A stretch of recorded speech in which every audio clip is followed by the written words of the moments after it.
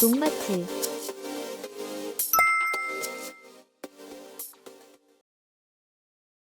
영상 시작 전 농마트 TV 확장 이전 이벤트 먼저 안내해드리겠습니다. 최근 농마트 TV가 논산시 강경으로 확장 이전하였습니다. 이번 확장 이전 기념을 맞이하여 생선 아미노산 10리터를 구매하시면 하나 더 1+1으로 드립니다. 그리고 제5원소 3종 살균제를 구매하시면 하나 더 1+1으로 드리는 이벤트를 진행하고 있습니다. 이번 1+1 기회 절대 놓치지 마세요. 그리고 빠른 시일 내에 이탈리아의 유기농 자재를 가져와 많은 농가분들께 선보일 수 있도록 노력하겠습니다. 언제나 농마트 TV 많은 관심 감사하며 더 보답하는 마음을 갖도록 하겠습니다. 여름철은 과일 작물에게 있어 매우 중요한 시기입니다. 이 시기의 관리가 수확량과 품질을 결정짓는 핵심 포인트가 되기 때문입니다. 고온과 강우, 병해충 등 다양한 스트레스에 노출되기 쉬운 만큼 적절한 관리가 뒷받침되어야 안정적인 수확이 가능합니다. 오늘은 여름철 과일 작물의 안정적인 수확을 위한 관리 요령에 대해 살펴보겠습니다. 올해의 강수량은 대체로 평년과 비슷할 것으로 예상되지만 기온은 아열대, 고기압의 가장자리에 위치하여 덥고 습할 것으로 예상됩니다. 여름 가지치기와 병해충 방제를 철저히 하고 수확기까지 열과나 일소현상 피해가 발생하지 않도록 체계적으로 과수원을 관리해야 가을철 안정적으로 과일을 수확할 수 있습니다. 특히 여름에는 폭염과 장마, 집중호우 등의 기상재해에 대한 주의를 기울여 과수원 관리를 철저히 해야 합니다. 웃자람과 병해충 주의. 과일나무는 열매가 잘 자라지 못하면 상대적으로 가지가 성장하게 됩니다. 따라서 꽃 필 무렵 저온 피해로 열매 달림이 좋지 못한 과수원에서는 가지가 웃자라지 않도록 가지치기를 해야 이듬해 꽃눈 확보에 도움이 됩니다. 또한 결실량이 눈에 띄게 적은 과수원은 뿌리 자그리, 나무 껍질 돌림, 대목부 노출 등의 방법으로 나무 세력을 안정시키며 가지가 지나치게 자란 나무는 병해충 발생이 증가할 수 있으므로 제때 약재를 뿌리고 바람과 빛이 잘 통하도록 하며 웃거름을 줄 때 질소질 비료량을 줄여주어야 합니다. 열과 피해 방지. 여름철에는 토양이 너무 습하면 과육이 갑자기 팽창해 껍질이 찢어지는 열과라는 열매 터짐 현상이 발생할 수 있습니다. 열매 터짐은 장마철이나 집중호우 이후 포도와 블루베리 같은 장과류와 복숭아 등 핵과류에서 발생하기 쉬운데 오랜 기간 비에 노출되면 열매 당도가 떨어지고 2차 병원균에 감염될 수 있습니다. 포도 송이당 열매 수를 75, 90알로 처리한 포도 캔베럴리의 열과 발생률은 각각 7.7%, 31.3%로 착립수가 많아짐에 따라 열과 발생이 증가하였습니다.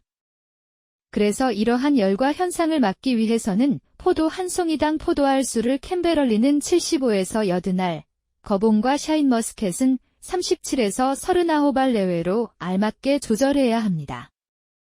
또한 나무 밑에 풀을 재배하거나 필름 등을 덮어 토양 수분 환경이 급격히 변하지 않도록 관리해줍니다.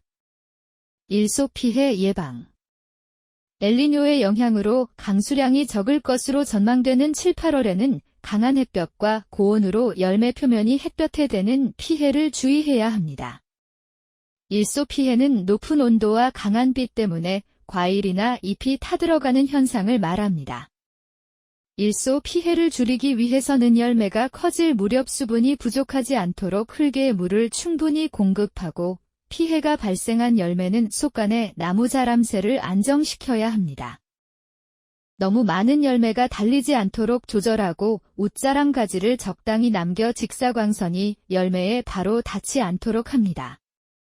포도 과원에서는 장마 이후 새로 나온 가지 아래에 잎이 일찍 떨어져 송이가 직사광선에 바로 노출되지 않도록 재배 관리를 신경 써야 합니다. 아울러 과일 표면에 직사광선과 자외선이 직접 닿지 않도록 탄산칼슘을 500배 희석하여 7, 8월에 3, 4회 뿌리고 차광률이 17에서 20%인 차광망을 설치하는 것이 좋습니다. 탄산칼슘을 사용하는 이유는 탄산칼슘이 하얀색을 띠고 과실 표면에 얇게 도포되면 햇빛을 반사하여 과실이 직접 받는 열을 줄여줍니다. 이는 마치 사람이 햇볕을 차단하기 위해 선크림을 바르는 것과 유사합니다. 그리고 일소와 열과 피해에는 농마트 TV의 파카라는 제품을 사용할 수 있습니다. 파카는 특허 개발된 인지질 혼합물로 과일의 큐티클층을 보완하여 미세 균열을 줄이고 갈라짐을 최소화하며 일소 피해로부터 보호합니다.